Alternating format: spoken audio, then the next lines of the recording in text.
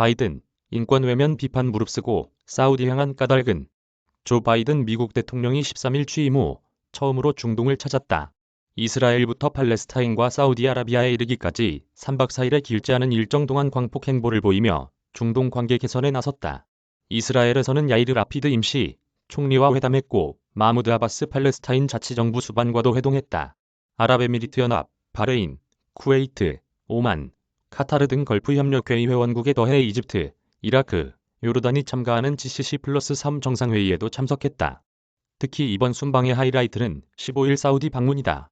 1940년대 이후 우방의 역사를 간직해왔지만 2018년 사우디 출신 반체제 언론인 자말 카슈크지 피살 사건을 계기로 양국 관계가 급냉한 탓이다. 러시아의 우크라이나 침공으로 에너지 가격이 연일 고공행진하는 데다 커지는 이란의 핵 위협과 중국의 중동 러브콜 등 민감한 사안이 복잡하게 얽히면서 동맹국으로서 사우디의 중요성이 다시 부각되자 미국이 자존심을 굽히고 먼저 손을 내밀었다는 평가가 나온다. 유가 급등의 사우디의 화해 손길.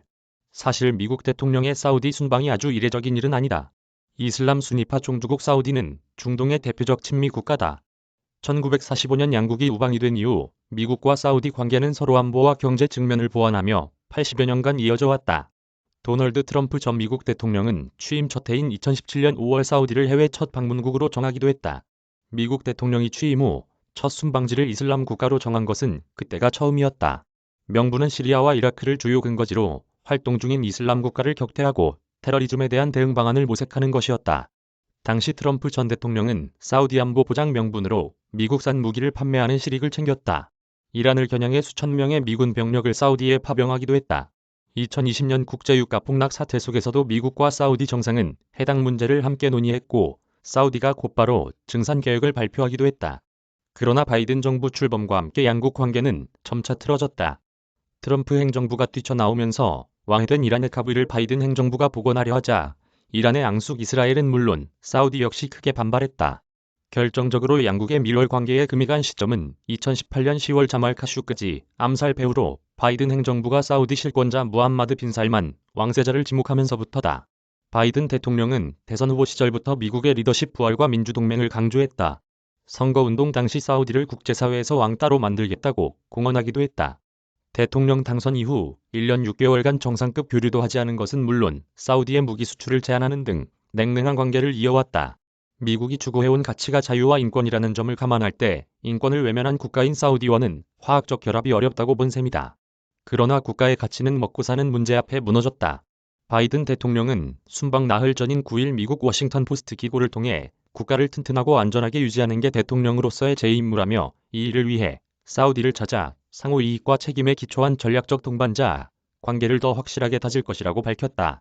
러시아의 우크라이나 침공과 맞물린 유가 급등으로 물가 안정이 최우선 현안으로 떠오른 만큼 변심에 나설 수밖에 없었다는 뜻을 재차 강조한 셈이다. 11월 중간선거를 앞두고 40년 만에 최악의 인플레이션이 지지율 하락으로 이어지면서 발등에 불이 떨어진 바이든 대통령이 정치적 선택에 나섰다는 분석도 이어진다. 사우디는 짧은 시간 내에 원유를 증산할 수 있는 국가로 알려져 있다. 에너지 대란 타결을 위해 석유 수출국 기구 주도 국가인 사우디를 설득할 필요성이 커진 셈이다. 국가 수장이 인권을 외면했다는 비판의 목소리가 미국 내에서 높아졌지만 바이든 대통령은 결국 사우디행을 강행했다. 미국 월스트리트 저널은 13일 36세 빈 살만 왕세자의 길을 꺾으려던 79세 바이든이 겸손해지는 순간으로 기록될 것이라며 두 사람의 역전된 관계에 대해 보도하기도 했다. 중동서 중국 영향력 커질라 견제. 바이든 대통령의 중동 방문이 단순한 원유 수급 문제가 아닌 세계적 차원의 구조 변화에서 기인했다는 점도 주목할 만하다. 중국 견제가 대표적이다. 중국이 중동과의 관계 강화에 나서자 미국이 전략적 초점을 아시아와 유럽에서 다시 중동으로 돌릴 수밖에 없었다는 얘기다. 수년간 미국 행정부는 공화당, 민주당 가릴 것 없이 중국을 잠재적 적으로 여기는 신냉전 구도를 그려왔다. 중국의 1대1로 정책 대응으로 미국은 정치, 군사적 측면에서는 쿼드와 오커스 삼각동맹, 파이브 아이스 등의 안보 협의체를 구성했고 경제적으로는 인도, 태평양 경제 프레임워크를 출범시켰다. 한국과는 한미 군사동맹과 한일 군사정보보호협정을 연계하고 한국, 미국, 일본, 대만을 연계하는 반도체 동맹, 즉 칩4 동맹을 제안하기도 했다. 지난달 북대서양조약기구 정상회의에 한국, 일본, 호주, 뉴질랜드를 파트너 국가로 초대하는 등 서방과 아시아, 태평양 지역을 정치, 군사, 경제적으로 연계해 중국의 패권 추구 저지선을 구성하고 있다. 이에 맞서 중국은 신흥경제국 모임인 브릭스 범위를 중동으로까지 넓히며 미국의 공세에 맞서고 있다. 이란은 물론 사우디 역시 중국이 브릭스를 확대하기 위해 제안한 브릭스 플러스 문을 두드리고 있다. 미국과 사우디의 외교 관계가 껄끄러워진 상황에서 사우디가 브릭스에 참여할 경우 향후 미국의 중동 정책과 에너지 정책에는 큰 차질이 빚어질 수밖에 없다.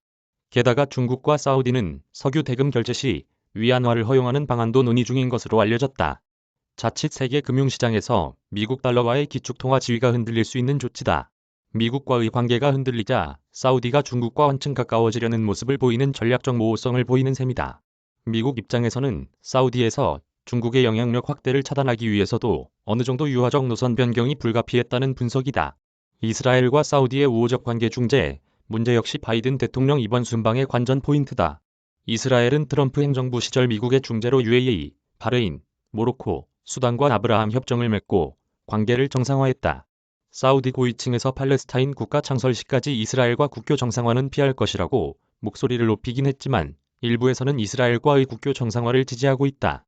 바이든 정부 역시 이스라엘과 아랍 국가 간 관계 개선을 지지하며 군사협력을 도모하고 있다.